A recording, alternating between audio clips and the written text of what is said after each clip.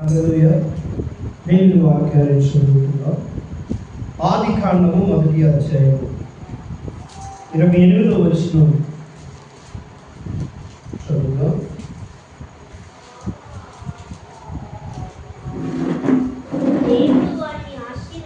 దేవుడు వారిని ఆశీర్వదించెను. ఎట్లనగా మీరు ఫలించి అభివృద్ధి పొంది విస్తరించి భూమిని నిండించి దానిని లోపరుచుకుని సముద్రపు చేపలను ఆకాశ పక్షులను భూమి మీద ప్రాకు ప్రతి జీవిని ఏలుడని దేవుడు వారితో చెప్పారు. దేవునికి స్తోత్రం. హల్లెలూయా. చదువుబడిన వాక్య భాగంలో మొదటి భాగం ఏంటంటే దేవుడు వారిని ఆశీర్వదించరు. ఎట్లనగా మీరు ఫలించి అభివృద్ధి పొంది విస్తరించండి. మనం ఫలించాలి, అభివృద్ధి పొందాలి, విస్తరించాలి. ఆమేన్. హల్లెలూయా. దేవుడు సర్వ సృష్టిని కలుగ చేసి వారిని ఆశీర్వదించడం ప్రారంభించి చెప్పుచున్న మాట, మీరు ఫలించి అభివృద్ధి పొంది విస్తరించండి. హల్లెలూయా. ఫలించిన ప్రతిదీ అభివృద్ధి చెందాలి. అనగా మనం ఒక మొక్క నాటితే అది అభివృద్ధి చెందాలి. ఆ అభివృద్ధి విస్తరించాలి. ఎలా విస్తరిస్తుందంటే దానికి కాయలు వచ్చినప్పుడు దాని విత్తనాలు మరొక చోట మనం నాటినప్పుడు విస్తరణ జరుగుతుంది. లేకపోతే దాని అభివృద్ధి అక్కడితోనే ఆగిపోతుంది. హల్లెలూయా. ఫలించడం ప్రారంభించిన మనము అభివృద్ధి పొందుతున్న మనము విస్తరణలోనికి రావాలనేది దేవుడి చిత్తం. దేవుడు ప్రతి వ్యక్తిని ఆశ్రయించినదే. నాటి దినాల్లో అయితే కలుగు చేసిన 2 మనుషులను దీవించాడు. నేడు మనల్ని దీవిస్తున్నది ఆధ్యాత్మికంగా. హల్లెలూయా. మనము ఆత్మలో ఫలించాలి, ఆత్మలో అభివృద్ధి చెందాలి, ఆత్మలో విస్తరించాలి. దేవునికి స్తోత్రం. హల్లెలూయా. ఒక కల్పించిన కథే కానీ ఒక చిన్న కథ చెప్తాను. ఏంటంటే ఒక అడుక్కునే వ్యక్తికి ఆ చెట్టు కింద అలా పడుకుని ఉంటే చేతికి ఒక మొక్కజొన్న గింజ దొరికింది, ఒక విత్తనం.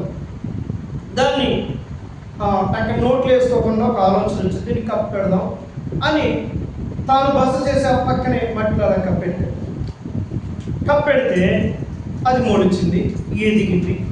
ఒక 2-3 జొన్న పొత్తులు వచ్చింది. వాటిని తీసుకుని తిన్నారని ఆలోచన ఇతనికి రాలేదు. కానీ ఒకటేస్తే 2 కూడా వచ్చినాయి కదా, ఇవి కూడా వేస్తే ఇంకెన్ని వస్తాయో అన్న ఆశ కలిగి మరి కొంచెం ఖాళీ స్థలం ఇవి కూడా అవి మరి కొన్ని చెట్లయినాయి, కొన్ని జొన్న పొత్తులు వచ్చినాయి. మళ్ళీ ఇంటికి వచ్చిన ఆలోచన ఏంటంటే ఇవి తినొద్దు, నేను వీటిని మరలా అనుకుని బాగా కారి ఎవడో పట్టించుకొని వేస్ట్ స్థలానికి వెళ్ళి వాటిని అక్కడక్కడ నాటి వాడు పోయగలిగిన కొన్ని నీళ్ళు వేస్తే చాలా మొక్కలు మొలిచినాయి. ఆ తర్వాత చాలా మొక్కజొన్న తోట అదే. ఇప్పుడు చెప్పండి, వాడు ఏమయ్యాడు? బిచ్చగాడు కాస్త రైతు అయ్యాడు. హల్లెలూయా. బిచ్చగాడు కాస్త ఏమైపోయాడు?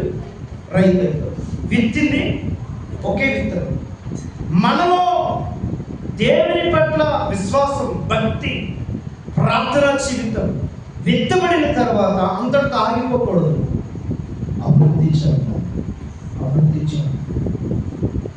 అభివృద్ధి చెందిన మనము సార్లే మనం బట్టి మనం ప్రార్థన చేసుకుని ఆగిపోకూడదు, విస్తరించాలి. హల్లెలూయా. ఇక్కడి నుంచి మరొక చోట, దేవుని స్తోత్రం. హల్లెలూయా. ఏదో ఒక విత్తనాన్ని కానీ మనం ఏదో ఒక చెట్టుని కానీ వేరే చోట మీద తీసుకొచ్చి నాటితే దాన్ని అంటాం పలానా ఊరి నుంచి తెచ్చాం, గొప్ప చెప్పుకుంటాం. అంటే ఇది ఏమైంది? అక్కడ అభివృద్ధి చెందింది, మరలా ఇక్కడికి వచ్చిందంటే ఏమైంది? విస్తరణ ప్రారంభమైంది, విస్తరించడం మొదలుపెట్టింది. దేవుని స్తోత్రం. హల్లెలూయా. అలాగే మనం ఈ రోజున దేవునికి ఇష్టం ఏంటంటే నీవు నాటబడ్డావు సరే, ఫలిస్తున్నావు, ఫలించాలి, అలా ఉండిపోకూడదు, ఫలించాలి, అభివృద్ధి చెందాలి, విస్తరించాలి. హల్లెలూయా. ఎవరు ఫలిస్తారు? ఎవరు ఫలించగలరు అని అంటే మొదటి కీర్తన చదివితే అక్కడ ఒక మాట రాయబడుతుంది. మొదటి కీర్తన చదివితే అక్కడ ఒక మాట రాయబడుతుంది.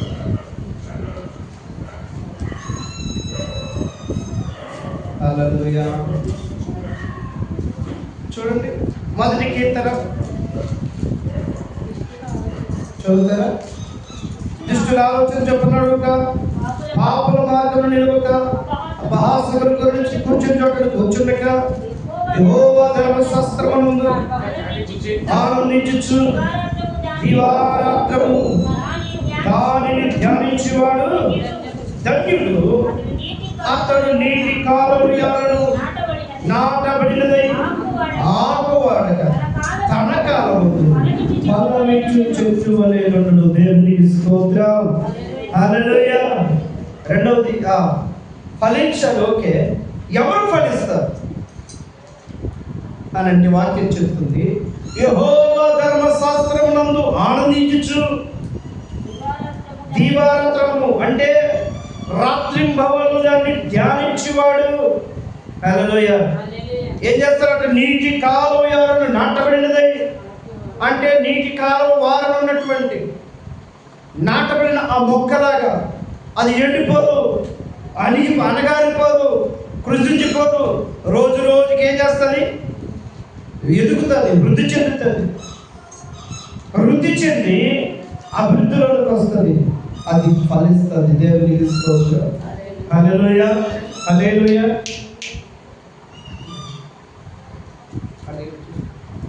హల్లెలూయా.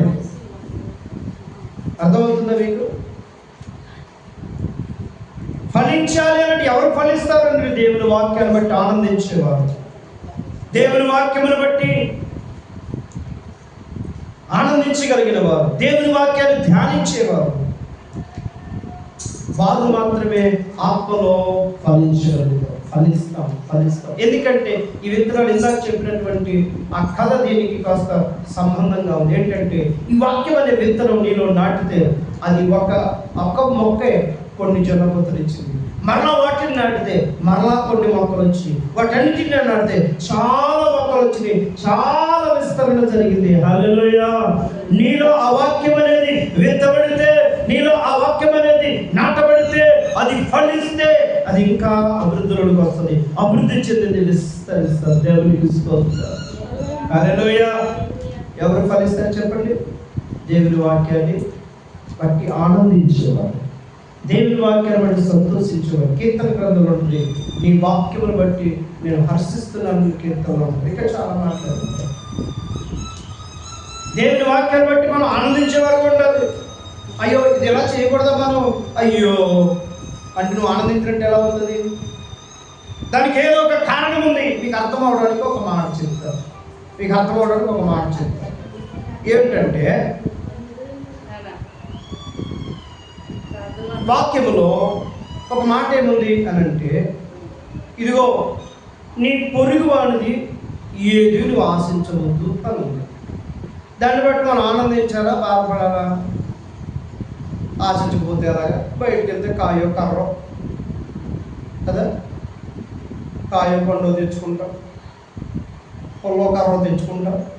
ఆశించొద్దంటే ఎలాగా అని అంటే, ఎందుకు ఆయన అలా అన్నాడు అని అంటే, ఈ రోజు నువ్వు వాడి చేలోంచి కర్ర తెచ్చావు, రేపు నీ చేలోంచి ఆడు ఇంకొకటి పట్టుకెళ్ళిపోతే ఆశ్చర్యపోవాల్సింది లేదు. అందుకే నువ్వు ఏదో ఎవరిదో ఆశించుకో, నీది ఎవడో పట్టుకుపోవడం. దేవునికి స్తోత్రం. హల్లెలూయా. అంటే అర్థం అవడం చిన్న మాట. అందుకని ఇలాంటప్పుడు అవును కదా, నన్ను ఎవరిది ఆశించొద్దు అన్నాడు, అలాగే నాదెవరు కూడా అపహరించుకోరు. దేవునికి స్తోత్రం అని మాటను బట్టి సంతోషించగలిగితే, ఆనందించగలిగితే, అంత మాత్రమే కాదు, ఆయన మన కొరకు వచ్చాడు, రక్షకులకు వచ్చాడని నమ్మి దేవుని స్తుతించగలిగితే, దేవుని వాక్యాన్ని బట్టి నువ్వు ఆనందించేటువంటి వ్యక్తిగా ఉంటే, ప్రతిరోజు దేవుని వాక్యాన్ని ధ్యానించే వ్యక్తిగా ఉంటే, ఆ వ్యక్తి ఫలిస్తాడు. ఫలించిన మీకు అభివృద్ధిలోనికి వస్తారు. అభివృద్ధిలో నేను విస్తరణలోకి రావాలన్నది దేవుని చిత్తం. దేవుని స్తోత్రం. హల్లెలూయా. మరి ఫలించకపోతే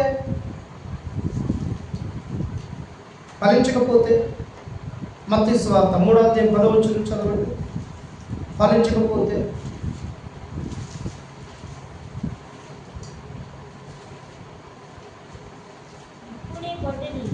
ఇప్పుడే గొడ్డలి చెట్ల వేరున ఉంచబడి ఉన్నది కనుక మంచి ఫలము ఫలింపని ప్రతి చెట్టు నరకబడి అగ్నిలో వేయబడును. హల్లెలూయా. ఫలించకపోతే ఏమవుతుందంట? అది ఏమవుతుంది? నరికేసి అగ్నిలో రొప్పరించుకున్న గులాబీ మొక్క కాయకపోతేనే, అది పువ్వులు పూయకపోతేనే ఏం చేస్తారు?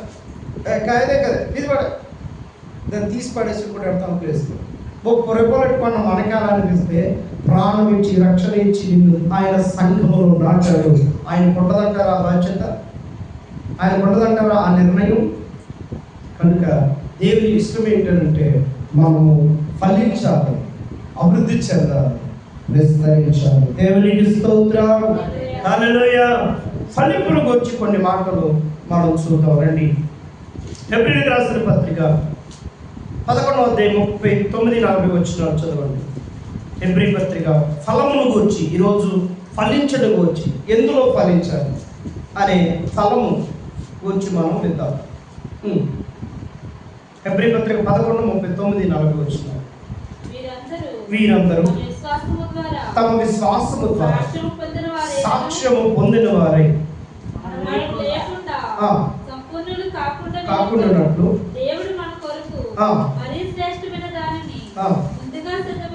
మరి శ్రేష్టమైన దానిని మన కొరకు ముందుగా సిద్ధపరిచెను కనుక వీరి వాగ్దాన ఫలము అనుభవింపలేదు. దేవునికి స్తోత్రం. హల్లెలూయా. ఇప్పుడు మొట్టమొదటిగా ఏ ఫలము మనం అనుభవించాలి, ఏ ఫలము మనం ఫలించాలి అని అంటే విశ్వాసము. హల్లెలూయా. చెప్పండి, ఏ ఫలం ఫలించాలంట? విశ్వాసం. చెప్పండి చెప్పండి, ఏ ఫలము? విశ్వాసం. విశ్వాసము లేకుండా దేవునికి ఇష్టలయ్యుట అసాధ్యము అని బయలుదేరు. మొదట మనం ఫలించాల్సిన ఫలము, మనలో ఉండాల్సిన ఫలము ఏమిటి అని అంటే విశ్వాసం. విశ్వాసం అనే ఫలము కనుక ఫలిస్తే ఎక్కడికి వెళ్తాం తెలుసా? నీతి ఫలము. అబ్రహాము దేవుని నమ్మిను, అది అతనికి నీతిగా ఎంచబడింది. చూడండి యాకోబు పత్రిక 3:18 విశ్వాసం అనే ఫలము కనుక మనలో ప్రారంభమైతే ఆ నీతి ఫలము సమాధానము చేయవారికి సమాధానము వెత్తబడును. దేవునికి స్తోత్రం. హల్లెలూయా. ఇక్కడ ఏం రాయబడింది? యాకోబు పత్రిక 3:18 నీతి ఫలము. విశ్వాసం ఉంటే ఆ విశ్వాసం మనం నీతిమంతులుగా చేస్తుంది. యేసు క్రీస్తు ప్రభు మన కొరకు రక్తము కార్చాడు, మన పాపములను కడిగి వేశాడు, మనం ఇంకా నీతిమంతులుగా తీర్చాడు అని గనక మనం విశ్వసిస్తే మనకు నీతి కలుగుతాం. దేవునికి స్తోత్రం. నీతి ఫలము ఫలిస్తాం. విశ్వాసం అనే ఫలం నుండి మరొకటి ఏ ఫలంలోకి వెళ్తున్నాం? నీతి అనే ఫలంలోకి వెళ్తున్నాం. నీతి అనే ఫలముల నుండి మరొక ఫలము చూద్దాం. చూడండి ఎఫెసీ పత్రిక 5:9 చదవండి. కనుక ఎఫెసీ పత్రిక 5:9 వెలుగు ఫలము సమస్త విధములైన మంచితనము నీతి సత్యమును వాటిలో కనబడుచున్నది. దేవునికి స్తోత్రం. హల్లెలూయా. విశ్వాసములో నుండి నీతిలోనికి వెళ్ళాం. నీతిగా జీవిస్తున్న వ్యక్తికి ఏం కలుగుతుంది? వెలుగు కలుగుతుంది. హల్లెలూయా. వెలుగు ఫలం ఏంటంటే మంచితనం, నీతి, సత్యము ఆ వెలుగులో ఉన్నాయి. దేవునికి స్తోత్రం. హల్లెలూయా. దేవుడు ఎందులో ఫలించాలని కోరుకుంటున్నాడు మనల్ని? ఫస్ట్ విశ్వాసంలో, రెండవది నీతిలో. చూడండి, చాలా మంది పెద్దలు చెప్తూ ఉండేవారు, ప్రదర్శన తిని అక్కడికి వెళ్ళారని వారు. అంటే ఆయనకి ఏముంది? భక్తి ఉంది కానీ నీతి లేదు. భక్తి ఉంది కానీ యథార్థత లేదు. పెద్దలు చెప్తున్న మాట ఎవరు చేశారో మనకు తెలియదు. హల్లెలూయా. అర్థమైందా మీకు? మనం కనుక దేవుని మీద విశ్వాసం ఉంచితే నీతి కలగాలి. ఆ నీతి ఫలము వెలుగులోకి నడిపిస్తుంది. లేదండి నేను దేవుని మీద విశ్వాసం ఉంచానండి కానీ నేను నీతిగా ఫలించను, నీతిగా బ్రతకను అంటే నీకు వెలుగు రాదు, నువ్వు చీకట్లోనే ఉంటావు. హల్లెలూయా. ఒక వెలుగులోకి వస్తే ఉంది, మంచితనం ఉంది, నీతి ఉంది, సత్యం ఉంది. అక్కడ అసత్యం లేదు, అబద్ధం లేదు, సత్యం. దేవుని స్తోత్రం. హల్లెలూయా. చాలా మంది చేసేటువంటి పనులు ఏంటంటే స్పాన్సర్ వర్క్ చాలా ఇష్టపడతారు. అంటే మంచి పనులు చేయాలి, ఎవరికైనా సహాయం చేయాలి, మంచిదే, అది దేవుడు చాలా ఇష్టపడతారు. ఏమంటాడు తెలుసా దేవుడు? మీరు నాకు వస్త్రాలు లేకపోతే వస్త్రాలు ఇచ్చాను తెలుసా, నేను ఆకలిగా ఉంటే అన్నం పెట్టాను తెలుసా, నేను ఎలా ఉన్నాను తెలుసా అంటే మనం అన్నప్పుడు దగ్గర వాళ్ళగా ప్రభువా నీకు ఎప్పుడు ఇచ్చాను నేనంటే అల్పులైన లేని వారికి ఇచ్చారు కాబట్టి నాకు ఇచ్చినట్టే అన్నాడు. అలాంటి ఆయన మంచి పని చేయొద్దని ఎందుకు చెప్తాడు? స్వాస్థ వర్క్ చేయొద్దని ఎందుకు చెప్తాడు? సేవా కార్యక్రమం చేయొద్దని ఎందుకు చెప్తాడు? చెయ్యి, కానీ ఎలా చేయాలో తెలుసా? నీతిగా చేయి. ఎలా చేయాలి? నీతిగా చేయి. నువ్వు విశ్వాసంతో నీతిగా కొనసాగినప్పుడు వెలుగు ఫలమును ఫలిస్తావు. హల్లెలూయా. మూడవదిగా దేవుడు కోరుకుంటుంది నువ్వు వెలుగు ఫలము ఫలించాలి. ఆ వెలుగు సంబంధంగా ఉంటాయి. దేవుడికి స్తోత్రం. హల్లెలూయా. ఇక 4వ ఫలం చూద్దాం. చూడండి, ఇవి రెండు కాస్తంత దగ్గరగా ఉంటాయి, దగ్గరగా ఉంటాయి. వెలుగు ఫలము 4వది ఏంటంటే పరిశుద్ధత అనే ఫలము. చూడండి, రోమపత్రిక 6వ అధ్యాయము 22వ వచనం. రోమపత్రిక 6వ అధ్యాయము 22వ వచనం. ఆయనను ఇప్పుడు పాపము నుండి విమోచింపబడి దేవునికి దాసులైనందున పరిశుద్ధత కలుగుటయే నీకు ఫలము. దేవునికి స్తోత్రం. హల్లెలూయా. ఇప్పుడు వెలుగులో నడుస్తున్నావు అంటే నువ్వు దేనికి దాసుడు కాదు, చీకటికి దాసుడు కాదు. చీకట్లో ఏముంది? పాపం ఉంది. చీకట్లో ఏముంది? వ్యభిచారం ఉంది, త్రాగుడు ఉంది, జూదం ఉంది, ఎదుటి వారి పట్ల అసూయ ఉంది, పగ ఉంది, ప్రతీకారం ఉంది. కానీ వెలుగులో ఏముంది? నాకు చదువుకున్నావు, నీతి, మంచితనం ఉంది, నీతి ఉంది, సత్యం ఉంది. అక్కడ అబద్ధం లేదు, అక్కడ అన్యాయం లేదు, అక్కడ చట్టం లేదు, మంచి ఉంది. అక్కడ అన్యాయం లేదు, న్యాయమే ఉంది. అనీతి లేదు, నీతే ఉంది. హల్లెలూయా. హల్లెలూయా. నువ్వు పరిశుద్ధ వల్ల ఇప్పుడు వెలుగులో ఫలించిన వ్యక్తి మరలా ఎందులోకి వచ్చేసాడు? పరిశుద్ధతలోకి వచ్చేసాడు. పరిశుద్ధతలో ఏముంది? ఏంటిది? దేవునికి దాని అంతము నిత్య జీవం. దేవునికి స్తోత్రం. ఏం కలుగుతుంది? ఏ ఫలం కలుగుతుంది? ఇప్పుడు పరిశుద్ధత అనే పదం బైబిల్లో రాయబడుతుంది. నీతిమంతుల పిల్లలు భిక్షం ఎత్తుకుంటే నేను చూడలేదు అంటే. హల్లెలూయా. చాలాసార్లు మనం అక్కడక్కడ వింటూ ఉంటాం, చాలా మంచోడ్రా నాన్న, ఈ పొరడేటి ఇలా అయిపోయాడు అంటే మనకి తెలియని మరొక కోణం వారిలో ఉండవచ్చు. దేవునికి స్తోత్రం. అర్థమవుతుందా మీకు? ఒక మనకి మంచోళ్ళు కావచ్చు, మనతో బాగా మాట్లాడుతున్నారనో, మనకు సహాయం చేస్తారనో, మనం ఏమంటారు చాలా మంచోళ్ళు అనొచ్చు, చాలా మంచోళ్ళు అండి వాళ్ళు అనొచ్చు. నిజమే, కానీ మరొక కోణం నీకు తెలియంది, దేవునికి ఇష్టం లేని ఏదైనా వారిలో ఉందేమో. అర్థమైందా? మీకు అర్థం అవడానికి మాట చెప్తాను, అటు వెళ్ళవసరం లేదు కానీ చెప్పాల్సి వస్తుంది. ఏంటంటే దావీదు మహారాజు యొక్క జీవితం అంతా దేవుడు ఏమన్నాడంటే నా హృదయానుసారుడు, నా ఇష్టాన్ని నెరవేర్చేవాడు అన్నాడు. అంత మాత్రమే కాదు, ఆ రాజ్యమంతటిలో భర్త చనిపోయి యవనస్తులను చేర్చుకున్న చాలా మంచివాడు ఈ రాజు అని మంచి మన్ననే అందరి చేత పొందారు. దేవునికి నచ్చని కోణం ఏంటో తెలుసా? నచ్చని కోణం ఏంటో తెలుసా? యుద్ధానికి వెళ్ళాల్సినోడు మెత్తి మీద మేడ మీద పడుకోవడం, ఏసీ రూమ్లో పడుకోవడం మొదటిది. అంటే దేవుని పని మీద వెళ్ళాల్సినోడు నిద్రపోవడం మొదటిది. రెండవది ఏంటంటే లేవగానే మోకాళ్ళ మీద ప్రార్థించడం మానేసి నిద్రకళ్ళతో అటు ఇటు చూడటం, దిక్కులు చూడటం రెండవది. మూడవది పాపం చేయడం. చేస్తే చేస్తాడు, దాన్ని మాఫీ చేసుకోవడం ఒక ప్రాణం దీంట్లో. హల్లెలూయా. ఇవన్నీ ఎవరికి తెలుసు? ఎన్ని చెప్పాను నేను? దేవుడి పని మీద వెళ్ళకుండా ఇంటికాడ పడుకోవడం మొదటిది అయితే, దిక్కులు చూడడం రెండోది అయితే, పాపం చేయడం మూడోది అయితే, పాపాన్ని మాఫీ చేసుకోవడానికి నరహత్య చేశాడు 4 ఉన్నాయి. మరి మనకి ఎలా కనబడుతున్నాడు ఆయన? హల్లెలూయా. మనం అంటాం లేదండి వాళ్ళు చాలా మంచి వాళ్ళు అండి ఒక ఫ్యామిలీ. ఏమో దేవునికి ఏ వ్యతిరేకమైన విషయం, దేవునికి ఇష్టమైన కోణం ఏదో ఉందా? అందుకే మోషే అంటాడు, నీ ముఖ కాంతిలో నా రహస్య పాపాలు కనబడుతున్నాయి అయ్యా, నీ సన్నిధి మాకు కావాలి. ఎప్పటికప్పుడు మోసే ఏడ్చింది ఏడుపెట్ట తెలుసా, నీ సన్నిధి మాకు రావాలి. రాకపోతే మేము ఇక్కడి నుంచి పోనము. హల్లెలూయా. పరిశుద్ధత చాలా ప్రాముఖ్యం, నీతి చాలా ప్రాముఖ్యం. దేవుని విశ్వాసం ఉంటే సరిపోదు. హల్లెలూయా. కనుక 4వది ఏ ఫలం చెప్పండి? పరిశుద్ధత అనే ఫలం. దేవుడి ఇందులో కూడా మనం ఫలించాలని కోరుకుంటున్నాం. 5వ ఫలం చూడండి, గలతీ పత్రిక 5:22. గలతీ పత్రిక 5:22. అయితే ఆత్మఫలమేమనగా, ఏ ఫలం అంట? ఆత్మఫలము.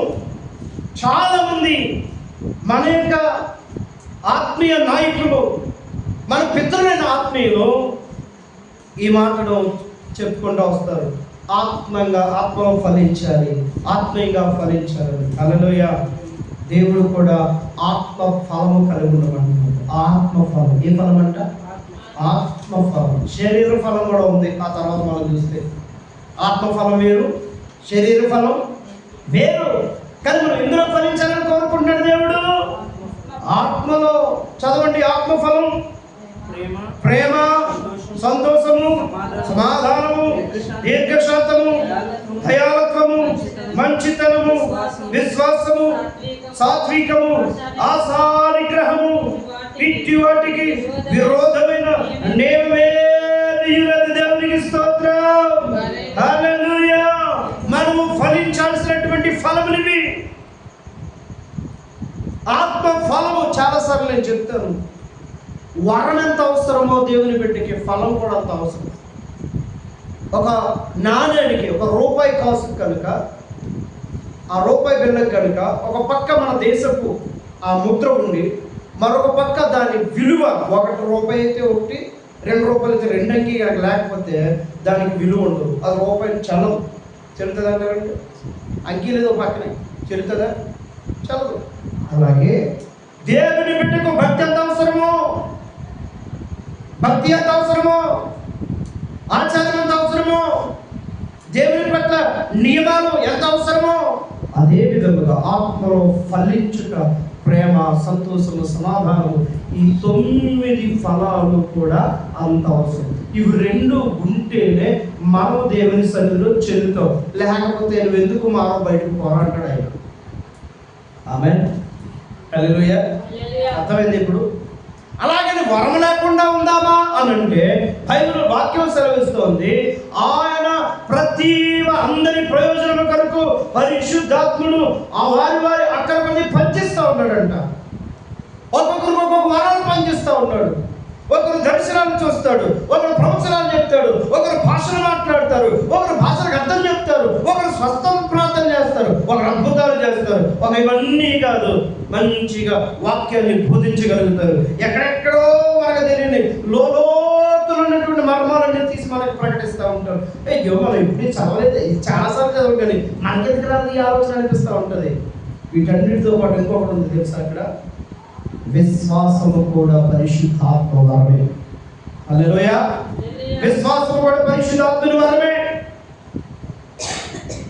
ప్రతి వారికి ఆయన వరమిస్తా ఉన్నాడు. విశ్వాసములో దేవుని సన్నిధిలో కష్టమైన, నష్టమైన, బాధైన, ఇరుకైన, ఇబ్బందైన విశ్వాసంలో కొనసాగుతూ ఉంటే అది కూడా పరిశుద్ధాత్మ దేవుని వరమే. వరము ఉండాలి, ఫలము ఉండాలి. 2 లేకపోతే మనం దేవుని సన్నిధిలో వచ్చాము. దేవునికి స్తోత్రం. 5వది ఏ ఫలం చెప్పండి? ఆత్మఫలము. హల్లెలూయా. ఈ 5 ఫలిస్తే ఒక రెండింటికి చాలా ఇంపైన శక్తి వస్తుంది. ఈ 5 కనుక మనలో ఉంటే ఒక 2 చాలా శ్రేష్టమైనవిగా జరుగుతాయి, జరగాల్సిన విధంగా జరుగుతాయి. ఏంటో చూడండి. ఇక ఇది కూడా ఫలములోనిదే. హెబ్రీ పత్రిక 13వ అధ్యాయము 15వ వచనం చదవండి. హెబ్రీ పత్రిక 13వ అధ్యాయము 15వ వచనం. కాబట్టి ఆయన ద్వారా మనము దేవునికి ఎల్లప్పుడూ స్తుతియాగము చేయదము కాగా ఆయన నామమును ఒప్పుకొనుచు జిహ్వ ఫలము అర్పించుదుము. దేవునికి స్తోత్రం. హల్లెలూయా. ఏ ఫలం అంట? ఆయనను స్తుతించడం, ఆయన నామమును ఒప్పుకొనుచు జిహ్వ ఫలము అంటే నోటితో, నాలుకతో ఆయన స్తుతించడం, ఆరాధించడం, సాక్ష్యం చెప్పడం, ఆయన ప్రేమను అనేకులకు పంచుకోవడం. దేవుని సన్నిధిలో చూడండి, చాలాసార్లు మనం ఒక సామెత అంటాం, హృదయ శుద్ధి లేని ఆచారమేళ కదా, బండ శుద్ధి లేని పాలిన్యమేళ అనే మాట. అంటే హృదయం సరిగ్గా లేదు, మనం ఏం చేస్తాం? ఆచారం చేస్తున్నాం, భక్తి చేస్తున్నాం. అది దేవునికి ఇష్టమవుతుందా? తర్వాత ఏమంటాడు? బండ శుద్ధి లేదు పాలిన్యమేళ అని అంటే ఆ పాత్ర శుభ్రంగా లేదు, ఆ గిన్నె శుభ్రంగా లేదు, గిన్నె ఎంగిలితో ఉంది, దుమ్ము దోగలతో ఉంది, కడగలేదు. దాంట్లో నువ్వు పాలు వేసేసావు, లేకపోతే పరమన్న పెట్టేసావు. తినబుద్ధి వేస్తుందా? తింటామా? మనం గిన్నె కడుక్కోకుండా తింటామా? తినమంటే కొంతమంది గిన్నె ఇలా ఇలా నీళ్ళేసి ఎలాగలని సెలవు ఉపయోగించి అయిపోయింది కడగడం అనుకుంటారు. కానీ కొంతమంది శుభ్రంగా తోమి కడుగుతారు. దేవునికి స్తోత్రం. హల్లెలూయా. అన్నా కదా.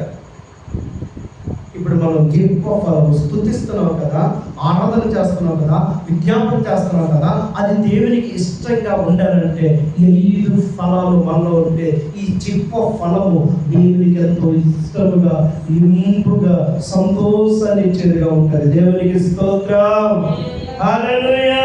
నీ జిహ్వ ఫలము ఫలించాలంటే ఈ 5 ఫలాలు మనలో ఉండాలి.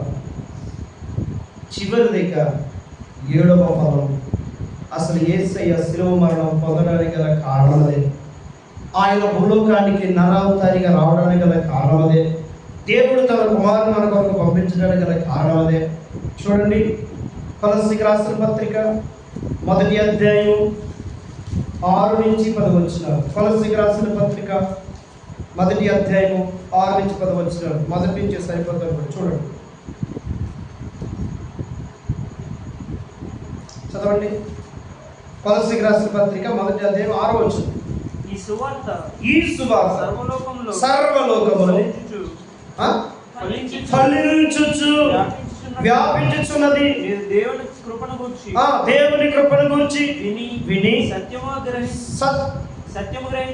సత్యము గ్రహించిన నాట నుండి మీలో సహితము ఫలించుచు వ్యాపించుచున్నది. అంతేనా అక్కడ ఉన్నది?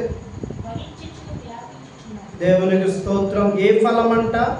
సువార్త ఫలము. దేవునికి స్తోత్రం.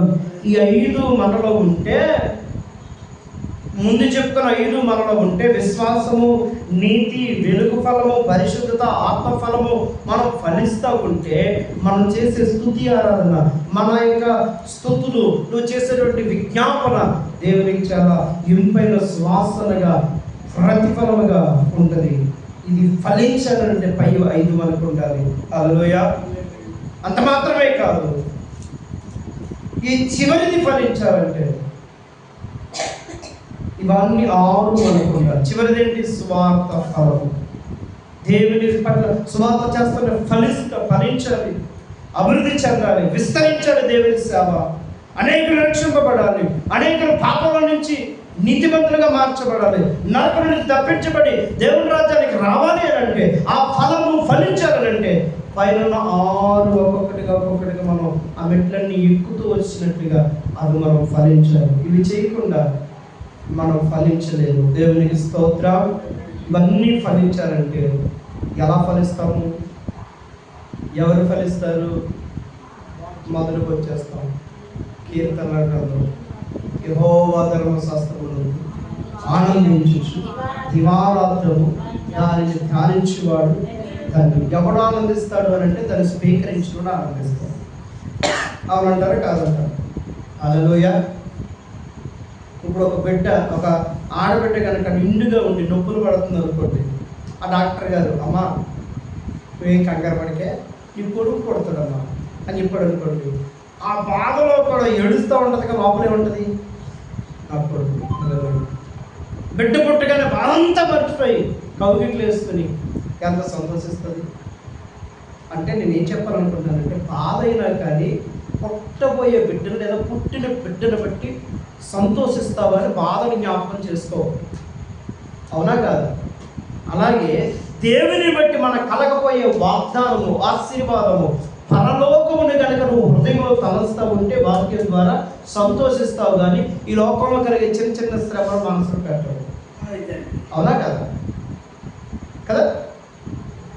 వాక్యాన్ని బట్టి ఆనందించేవాడే, వాక్యాన్ని ధ్యానించిన వాడు మాత్రమే ఫలిస్తాడు. ఫలించకపోతే వాక్యం చెప్తా ఉంది నరకబడి అగ్నిలో వెళ్ళిపోయి మనం ఆ స్థితికి వెళ్ళకుండా ఫలించి విస్తరించి అభివృద్ధి చెందుకుంటాక స్తోత్రం. ప్రార్థన చేసుకుందాం. మనము విశ్వాసం అనే ఫలము, మన విశ్వాసం దినదినము వృద్ధి చెందాలి. మన విశ్వాసం ప్రతిదినము వృద్ధి చెందాలి.